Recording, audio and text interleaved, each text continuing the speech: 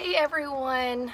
Wow, it's a little different not seeing y'all in class on Tuesday and Thursday, but as you already know, we are now transitioning to online until further notice. So even though all of our assignments and all of our quizzes have always been online, with this class being hybrid, we're now going to move everything. So just like I told you in the announcements the other day, I'm not really sure when we will do checkoffs, just with y'all not being able to have access to the equipment, and right now we're not allowed to work in small groups for checkoff, but just bear with us as we transition through this. And the most important thing is I'm going to be posting these videos going over the skills that we have not yet checked off on, so that way you can at least familiarize yourself with it, and hopefully by the time we get back on campus for checkoffs, you will have the confidence you will need to successfully pass that.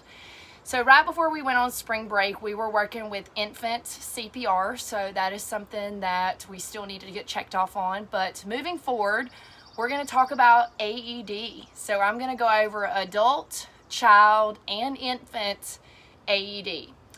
So what is an AED? It's an automated external defibrillator, and it has been proven to save more people in cardiac arrest. So I brought an AED home with me today just so you'll be able to see, and all AEDs are different, as well as the cost point is going to be a little bit different. So the most important thing is that when we are working with an adult, when an AED arrives, if you are the only trained responder, you're going to immediately stop giving care and administer the AED. Now, if there is two trained responders, so myself and you, I would continue giving care while you start to administer the AED. Okay, so again, if you are the only trained responder, then you are going to immediately stop. So it doesn't matter if I'm in compression 13 or 20, I stop. So all AEDs are going to be different. So all of our AEDs at Sand Hills are going to be set up like this. So again, everything is going to already be hooked up. So I'm just going to open it up. Some unzip, and you actually have to manually press on to turn it on. So again, familiarize yourself with maybe your place of employment, where you go to church. Do they have an AED? So that way, in case of an emergency, you will be able to locate the AED and administer the AED. So I'm going to open it up for you.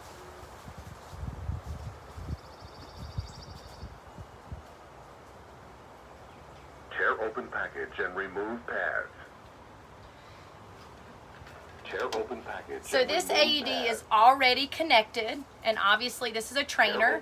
So we would tear open the pads, the package, so that we would be able to administer the pads. They would be brand new, okay? So once we open, and I'm going to go ahead and shut that just because it's going to keep telling me to do that until I tear open the package. So some AEDs are the connector's already going to be connected like it is here. So as soon as you open it, it might tell you like, please remain calm. Okay, tear open package now. And these are going to be brand new pads, unlike what we're using today. These are trainer materials, so these are brand new pads. We rip open. Most AEDs are going to tell you, they're going to show on the pad exactly where it needs to go. So immediately we've stopped. Notice that my mannequin is already without a shirt. Well, now I am going, most of the time people are going to have clothes on unless they're getting out of the ocean, getting out of a pool where it was a drowning incident. So we are going to cut open their clothing or rip open the clothing. So most AEDs are equipped with a pair of scissors as well. So once we cut, we have some gauze where we can wipe down the chest if need be.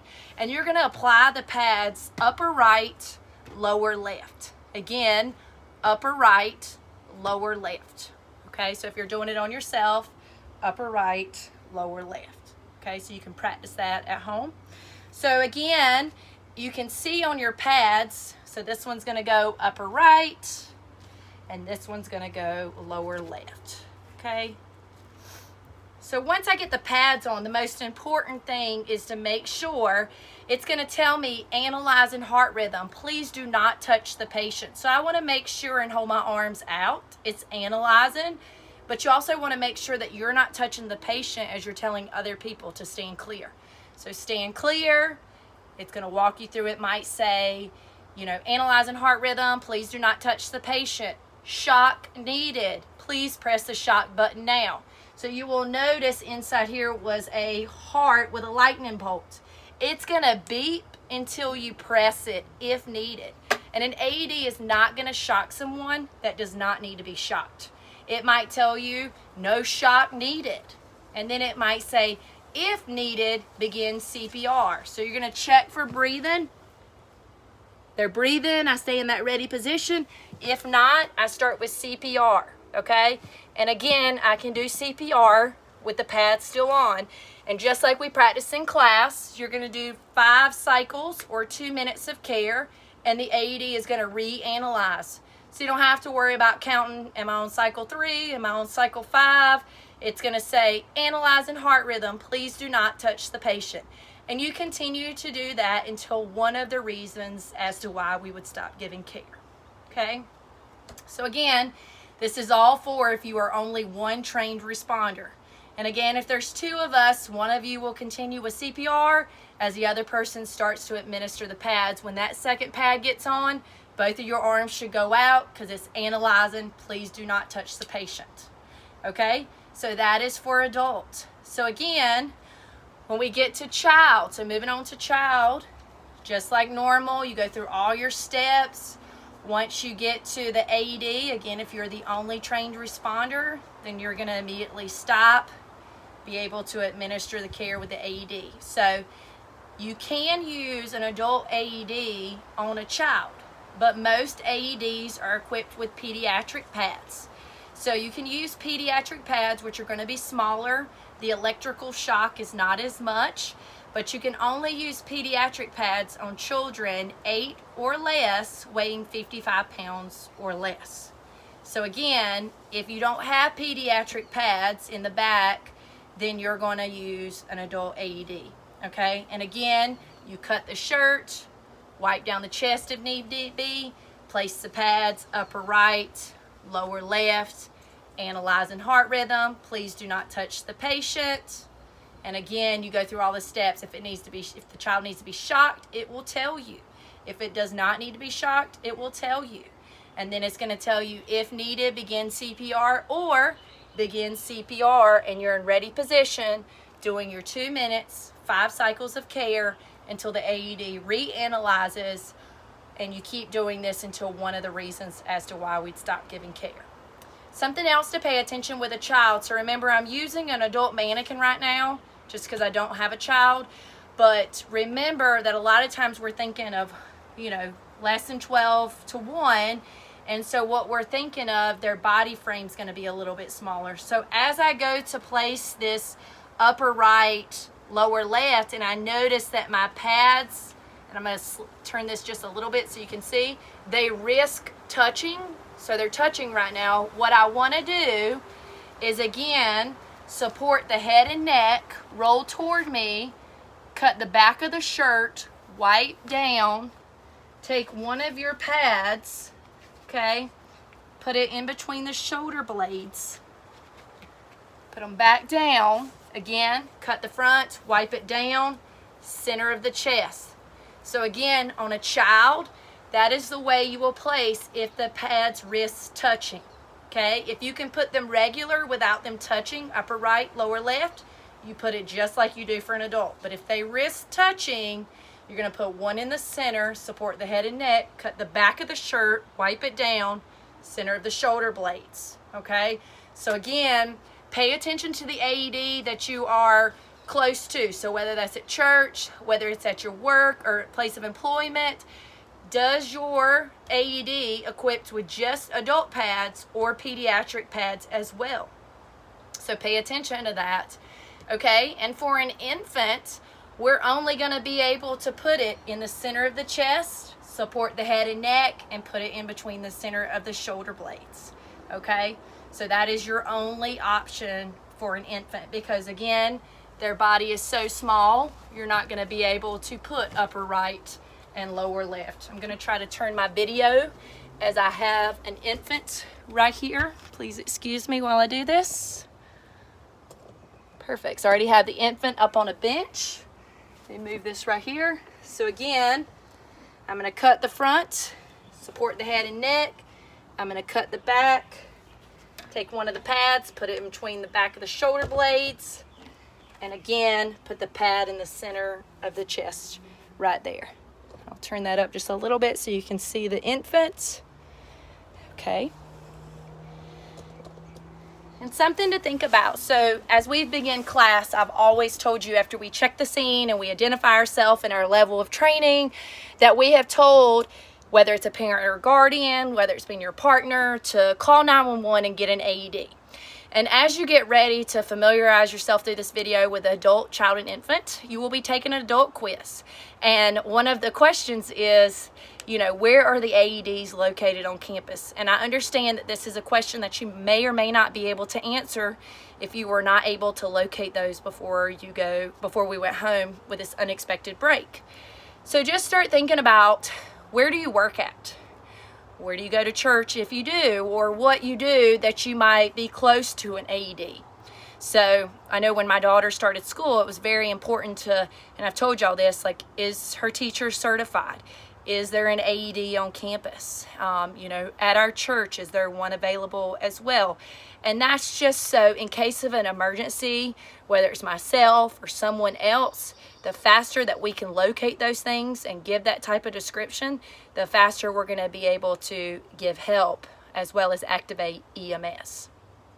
Okay, so think about your AEDs, and when we get back to campus, you're able to familiarize yourself with buildings and where they're located, and does every building have an AED? Does some have two in the building? And so forth. And sometimes with an AED, as you're looking at one of the questions of how much does an AED cost, you're looking to see what's equipped with it. So, you know, does it have scissors? Does it have gauze? Does it have a razor? Does it have pediatric pads? Does it have just your adult pads? Is it already connected? Or do you have to turn it on by unzipping it, turn it on, plug in the connector, and then go through that? So notice that I mentioned a razor, and a razor being that if someone has a lot of excess hair and I go to put that pad on, it might prompt me to say, like, you know, please readjust pad, or please place pad, you know, firmly. And you know, with any type of tape, as soon as we pull it off, what happens? Hair comes off. And sometimes that does the trick. But just in case you have a razor, and you don't have to worry about, well, I don't have any shaving cream. That's the least of their worries, okay? If for some reason there's a lot of hair and the hair sticks to the pad, unable for it to stick back, a lot of AEDs are equipped, just like ours on campus, with an extra set of pads. So that's something to kind of be familiar with in case of an emergency, okay? Pay attention to AEDs because pads do expire. Sometimes if you're ever walking by an AED, you'll hear a chirping sound. If you hear a chirping sound, you want to contact our campus police or switchboard, because chances are the batteries are going low on that. All of our AEDs on campus are equipped with an extra set of batteries, so when we have to replace them. Our campus police are responsible for going around to all of our AEDs on campus and making sure that they are up to date as far as, are the pads still within expiration? Is the batteries good? Is it equipped with everything, just in case it's ever being used? So we all know with a first aid kit, when we grab Band-Aids, when we grab roller bandages, sometimes we don't necessarily put it right back initially, so sometimes we might forget. So again, just making sure that everything is staying in there and good to go. So I think I've covered everything with adult, child, and infants. Take a look at this video. If you have any questions, please don't hesitate to contact me. You also have a quiz for this. Just be thinking about it, and again, you can work on placing the pad. So again, we're cutting or ripping the shirt, wiping down the chest, upper right, lower left for an adult. For a child, it's the same thing. So we cut or rip, wipe down the chest, upper right, lower left, unless the pad's wrist touching. Then we put it in the center of the chest, support the head and neck, cut the back of the shirt, wipe it down, center of the shoulder blades, and again, you can still give care with the pads being on, okay? And then for an infant, your only option is the center of the chest and the center of the shoulder blades. Again, I miss seeing everybody on campus, and hopefully we will be back together in no time. Have a wonderful day.